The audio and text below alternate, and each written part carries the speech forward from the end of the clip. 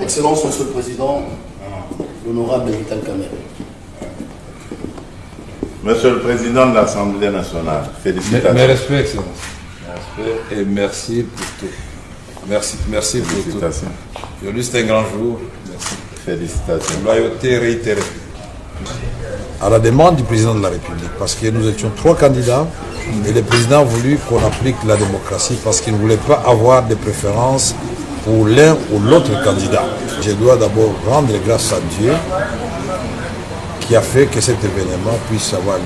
Remercier le président de la République pour la confiance qu'il m'a toujours faite et je réitère ici cette confiance auprès de la haute autorité de l'Union sacrée.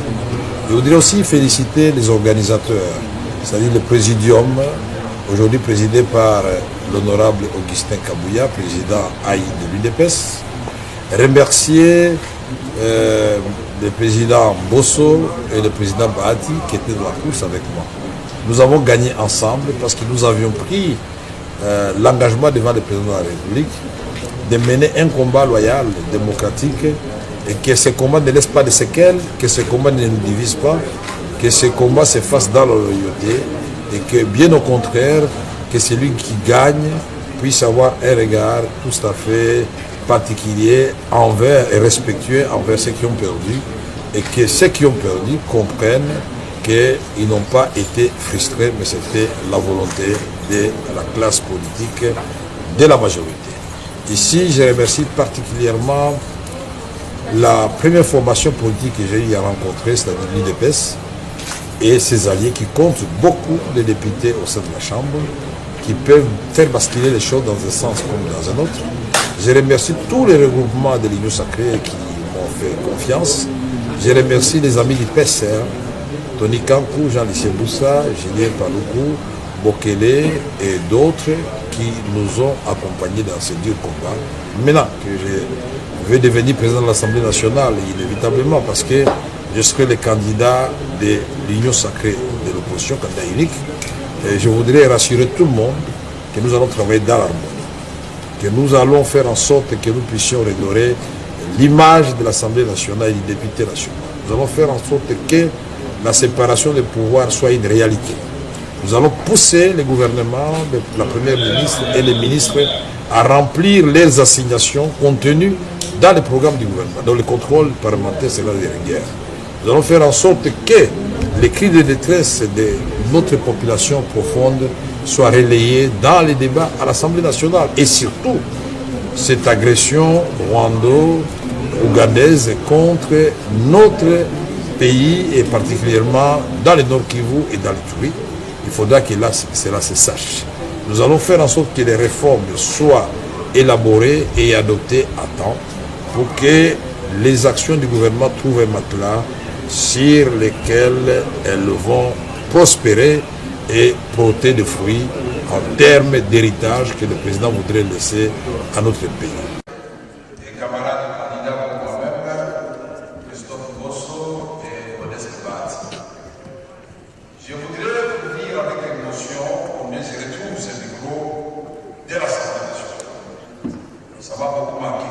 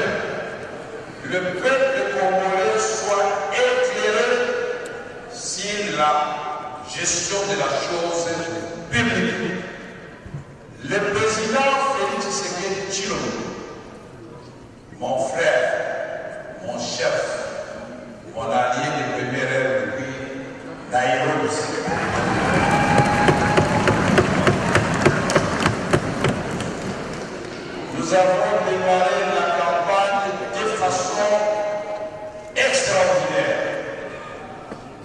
Sous la pluie, nous avons même demandé au général Kassongo de nous casser pour ouvrir la route. Et finalement, à qui triomphalement, le chef de l'IDPS par Jean-Marc Abou Nessier, Augustin Kabies. C'est le début, c'est la paternité.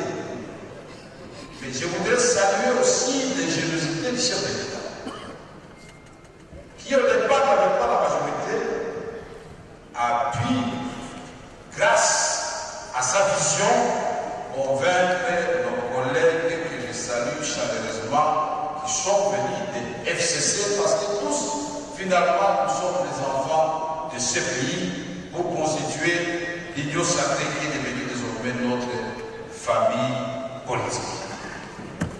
La question de ce jour, il s'agit de primaires. Ceux qui ne savent pas les primaires, c'est-à-dire celui qui va gagner sera le seul candidat de l'Union sacrée après-demain au poste de président de l'Assemblée nationale. C'est un moment important. En réalité, c'est aujourd'hui que vous allez vous exprimer. Avant de continuer, je voudrais ici réaffirmer haut et fort, puisque dans notre pays, j'ai constaté une chose. On aime beaucoup les flatteurs. On aime beaucoup les chants. On aime beaucoup les gens qui gesticulent. C'est pas mauvais. Mais si à cela on peut ajouter l'énergie pour produire une action et apporter des changements, ce serait mieux pour la concrétisation de la vision du président de la République, Félix Antoine Tshisekedi Tshilombo. Donc nous serons là,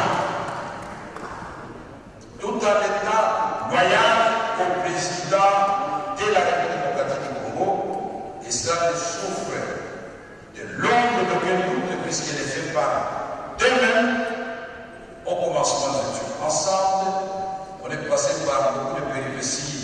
Le prophète des malheurs ont prophétisé, quand même les dit il va entrer dans l'opposition. Quand même, bon voilà, il va refuser. J'ai été vice-premier ministre de l'économie par la volonté du président de la République, mais grâce à Dieu aussi.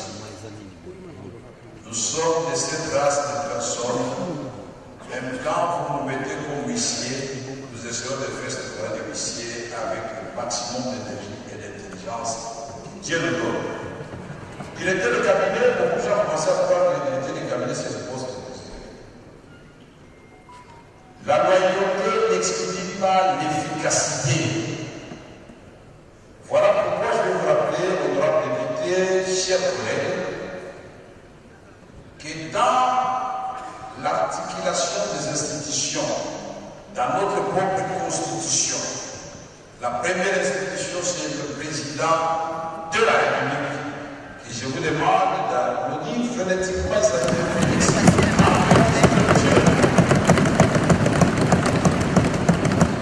La deuxième institution, c'est l'Assemblée nationale. Et je vous demande de nous applaudir phonétiquement.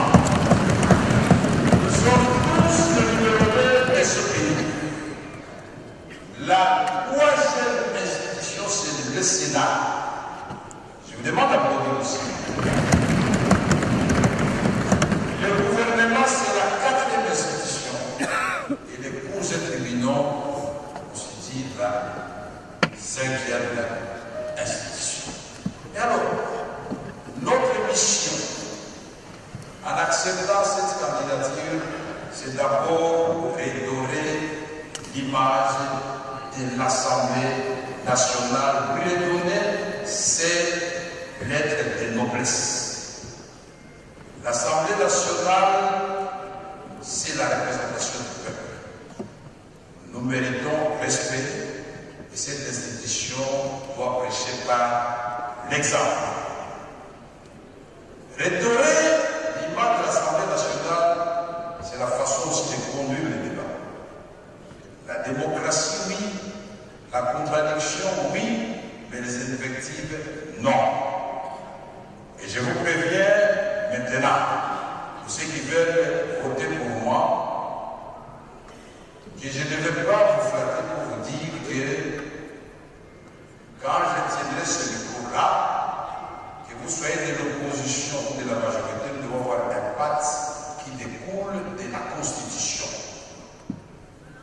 Le président est irresponsable devant la Chambre. Ne demandez pas de compte au président de la République. Demandez des comptes au gouvernement. Ce n'est pas très compliqué. Vous n'avez qu'à poser la question à François Mamba, à Alissanga Bomanga et les autres les gens de Sekoussa. Quand je l'avais dit, ils étaient fâchés. Mais finalement, ils ont compris. Les présidents ne gèrent pas le pays au quotidien.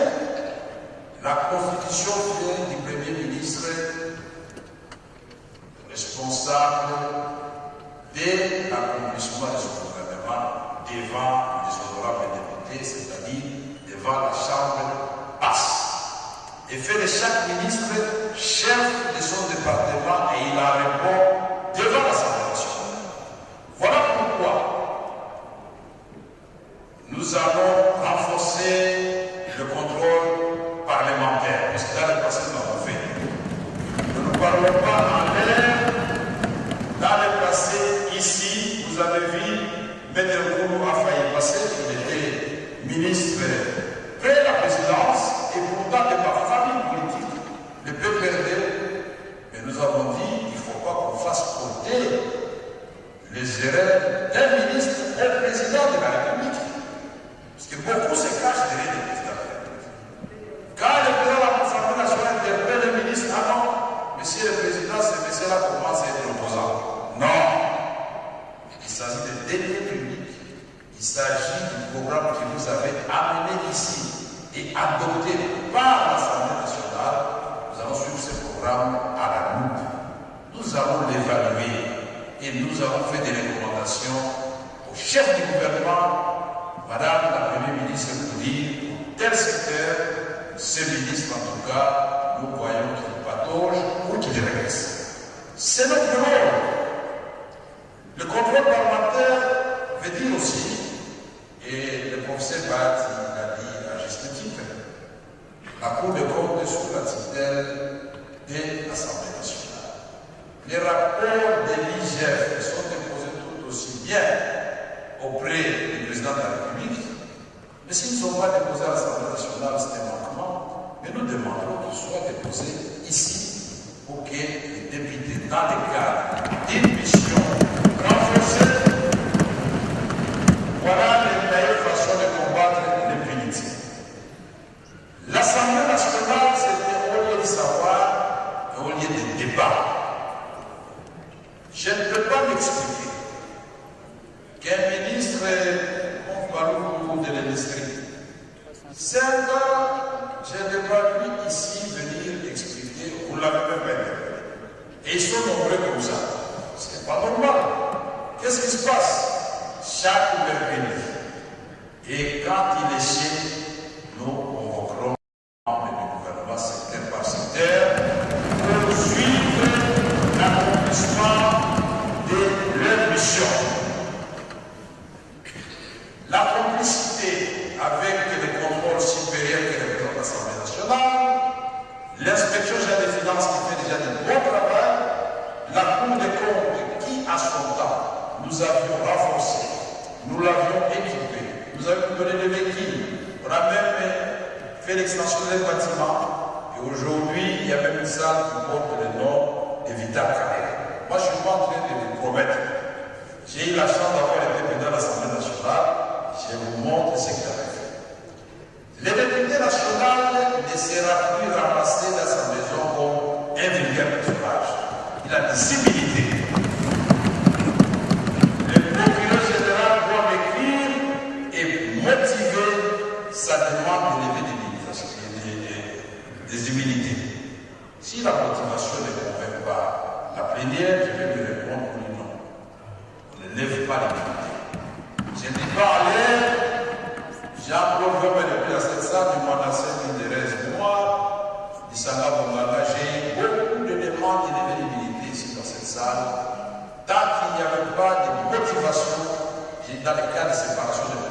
seulement, que chacun fasse son travail. Mais si un député sera coupable d'une infraction avérée, nous devons l'immunité. C'est aussi simple que ça, et c'est ça la justice.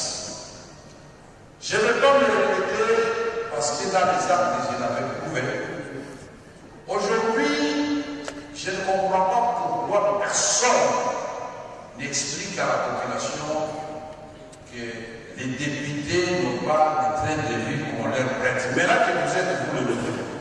Vous êtes arrivés, est-ce que vous touchez 21 000 $? Est-ce que vous touchez 7 000 $? Je me rends compte que les salaires que j'avais augmentés à son temps, puisque je faisais en sorte qu'ils gardent leur pouvoir d'achat, sont bien au-dessus de ce que vous touchez aujourd'hui comme salaire. J'avais multiplié par 10 les salaires des animaux de l'administration. J'avais multiplié au ministère de l'économie par 20 les salaires des fonctionnaires du ministère de l'économie. C'est vérifiable, parce que les sociales, c'est le souci du président. Voyez-moi, c'est dans le fait, pas dans les promesses. Les anciens députés sont ici, il n'y en a aucun qui est venu devant mon bureau. Je peux prendre un exemple. Mon grand frère, mon ancien ministre pendant 6 mois, Christophe Bosso, moi je suis devenu aussi son président de l'Assemblée nationale, il avait un cas qu'il avait résolu en 5 minutes, qui nécessitait un voyage à l'étranger. Il y en a beaucoup comme ça. Je ne peux pas nous trouver un cas d'injustice avéré. Le ministre Mende, on va la ici là. Notre famille politique veut le descendre. J'ai dit pourquoi? On n'arrive pas à me convaincre. Moi, je considère que c'est le bouc émissaire. Si vous allez voir le président de la République, attention, on vous ment. Lui, c'est le bouc émissaire. Les gens qui ont bouffé l'argent sont ailleurs. Et ça, je n'accepte pas. Il est là, il peut le prouver. Et le président va demander de me poser la question. Il peut travailler pour le ministère de la Communication. Les députés touchés à une date précise. Nous sommes l'autorité budgétaire. Pourquoi le ministre des Finances et des Budgets vont faire peur? Pourquoi? Vous avez des instruments, puisque le budget c'est une loi, mais on doit l'exécuter. Mais un jour, avec les procès BAT, nous avons trouvé des femmes des militaires, 3 ministres. J'ai dit à ces femmes-là, entrez dans la salle de militaire. Qu'est-ce qui se passe? Nos militaires sont au front, ils sont impayés depuis 2 mois. Les ministres de la Défense de l'époque ont fait des rages. Vous avez des preuves? Je vais apporter les preuves. Ça a coïncidé, si je mens. Le professeur Bati là, ça a coïncidé, il venait de retirer les salaires des militaires. Nous devons savoir nous oublier parfois pour le peuple. J'ai demandé que maman, on vous paye aujourd'hui jusqu'à 2 h du matin. On a payé les femmes des militaires. Et j'ai téléphoné au ministre des Finances et du Budget. Faites un bon engagement pour que j'ai appelé la Banque centrale à 10 h pour récupérer l'argent de l'Assemblée nationale. Jean-Claude Massaro, voilà, il est là. Il avait payé à 10 h de la nuit. C'est ça qui c'est l'autorité.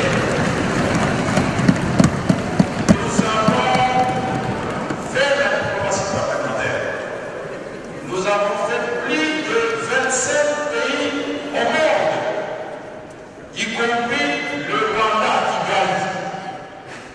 Avec mon grand frère Léon Kekouadondo. Au début, il avait peur du Nord. Je comprends donc nous allons à Kigali, on va nous tirer, nous allons dire que vous là, vous êtes méchants, vous êtes agresseurs, vous suivez chez nous, et nous venons vous le dire en face. La géographie nous commande d'être là. Mais si vous voulez que nous vivions en paix, retirez-vous de notre pays et les choses vont aller de l'avant. J'ai pris la parole au Congrès. Députés et Sénat, vous en avez eu pour leur compte. Et ça fait date. J'ai été au Burkina Faso, j'ai été à l'Italie, j'ai présidé le Parlement mondial, j'ai été à Madrid, j'étais partout. Bref, la diplomatie parlementaire va venir. Vous allez voyager par les mêmes.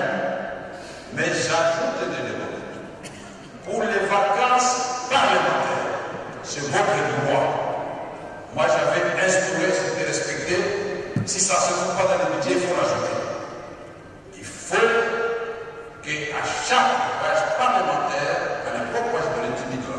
Je ne sais pas combien on donne maintenant. Parce que les députés, la redevabilité très grande dans ce pays.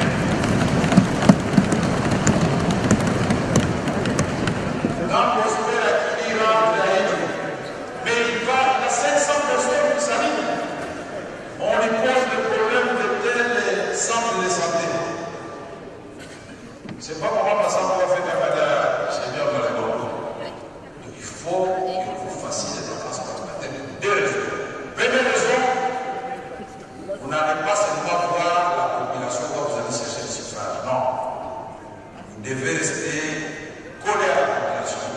Vous nous ramenez des rapports parlementaires et dans mon cabinet, c'est nous qui faisons la population, c'est M. Maillot, il est devenu député aujourd'hui. Et ces rapports étaient présentés en plénière.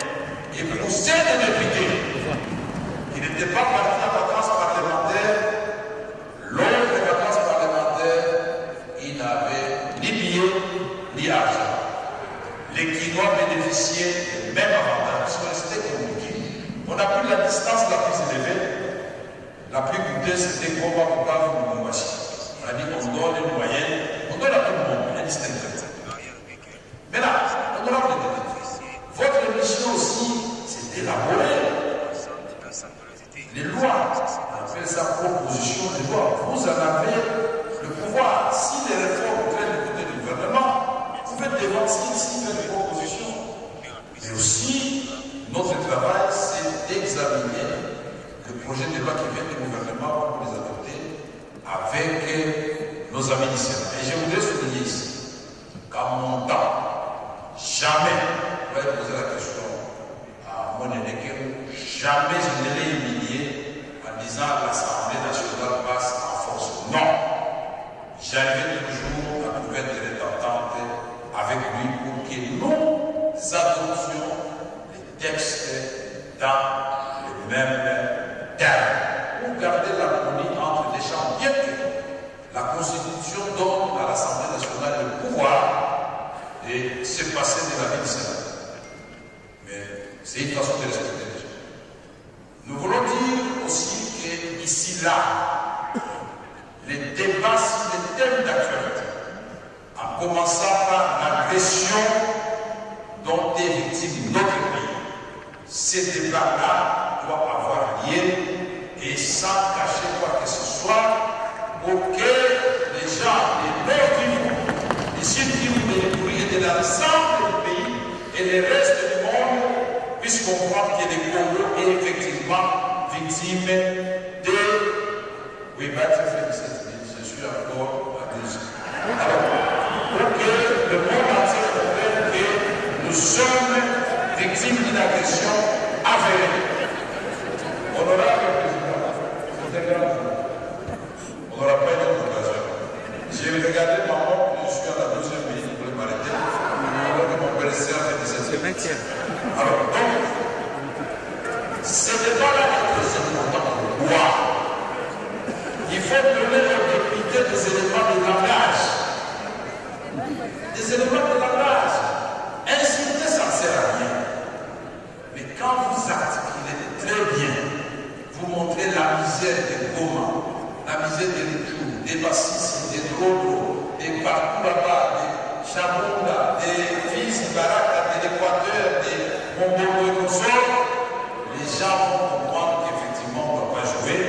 Nous devons tous nous unir comme un seul homme pour faire face à cette agression. Derrière le commandant suprême, Félix Antoine Tshisekedi Tshilombo, et derrière le gouvernement de la République, parce qu'il doit y avoir une collaboration interne institutionnelle. Mais c'est tout. Je vais exhorter le président de la République comme à son temps d'instaurer l'espace interinstitutionnel où les chefs des institutions se rencontrent, et ceci découle de l'article 67 de la Constitution. Le président est le garant pour recevoir ces institutions, pour que le président ait des suivis de tout ce qui se passe dans le pays, sans se mêler dans la façon de le faire. Il a le droit, puisqu'il doit répondre après son mandat au peuple congolais. Ici, la femme, jamais la femme ne se sentira ni marginalisée dans ce ça, ni humiliée. Vous serez respectés, mesdames. Les jeunes, je confie votre vivacité, votre audace pour porter haut le flambeau de la République démocratique du Congo. Avec toutes les richesses que nous avons, on peut faire des miracles. Au niveau du PCR, nous n'avons pas attendu. Quand le président a commencé son discours, il a fait 6 priorités. Les voici traduits en actes. Et nous avons eu le privilège de nous les remettre et de remettre à Madame la Première ministre comme contribution. C'est d'une part les actions à prendre, les coûts, la durée et l'évaluation. Les routes, mais comment vous allez construire des routes avec l'argent de l'État? L'autoroute. Ça se fait plus comme ça. On fait ça en biotique et vous donnez le péage et nous aurons des routes qui vont aider d'autres provinces de la République démocratique du Congo. La salubrité, est-ce que peut-être on va vraiment les vivre là? Mais les députés sont là, ils regardent, vous laissez les gens tranquillement. On doit travailler, on doit secouer les cocotiers dans le bon sens. Je voudrais rassurer la Première ministre que nous aurons une collaboration, des respectabilités mutuelles et des complicités pour faire avancer les affaires de l'État. Mais ceci ne veut pas dire quand l'Assemblée nationale constate qu'il y a quelque chose qui ne marche pas, on va laisser tranquille. Vous vous rappelez, à l'époque, même Papa Gizenga, je l'avais appelé ici, le juge il a dit il y a un niveau. Il était venu s'expliquer.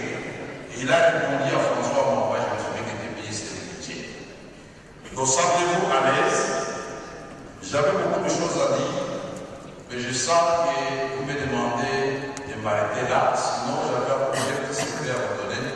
Mais je le ferai quand vous m'aurez élu président de l'Assemblée nationale. Et je demande vos suffrages et je dois ressentir par vos applaudissements frénétiques. La République démocratique du Congo, ce n'est pas un menu frétard, c'est un géant cœur de l'œuf. Il doit récupérer sa place. 2 345 000 km², 120 millions de terres arables, réserve de bassins d'eau, deuxième forêt du monde, tous les métaux dont on parle pour la voiture électrique, c'est chez Politio, cobalt, coltan, etc., etc. Et tout cela doit faire en sorte qu'il y ait jonction entre l'intelligence et la pratique pour produire le changement dans notre pays. Quand le Congo va se réveiller, vous allez voir que l'Afrique va marcher, il n'y aura pas de gens qui vont traverser pour aller prendre des risques de se noyer dans la Méditerranée. Et nous avons fait la jonction Cape Town, nous arrivons déjà à Lubumbashi. Il faut remonter jusqu'à l'Égypte et partir de Nord-Tchad jusqu'à Mombasa. Voilà l'Afrique que nous voulons. Et en tant que panafricaniste, je voudrais remercier le président Félix Antoine Tshisekedi Tshilombo, lui qui a eu le courage d'affirmer au effort de justice dont j'ai d'autres pays, lui qui a expliqué au monde entier grâce à sa vision que si vous laissez les Congos tranquilles, les Congos constituent déjà 50% des solutions, que ce soit les changements climatiques, que ce soit la faim dans le monde, il résorbe 2 fois le déficit alimentaire mondial, que ce soit la crise d'eau, en 2050, ce sera catastrophique. C'est sur le Congo encastré entre des déserts. Monsieur le Président, merci beaucoup de nous avoir compté parmi vos candidats. Il y a des éléments que je ne peux pas dire ici parce que je suis un homme d'État tout simplement. Et je suis candidat comme les autres candidats. Que les meilleurs l'emportent, je demande vos suffrages. Et après ça, je vais garder la même humeur, je vais saluer tout le monde et je resterai loyal au président de la République que je gagne et que je perds. Merci beaucoup.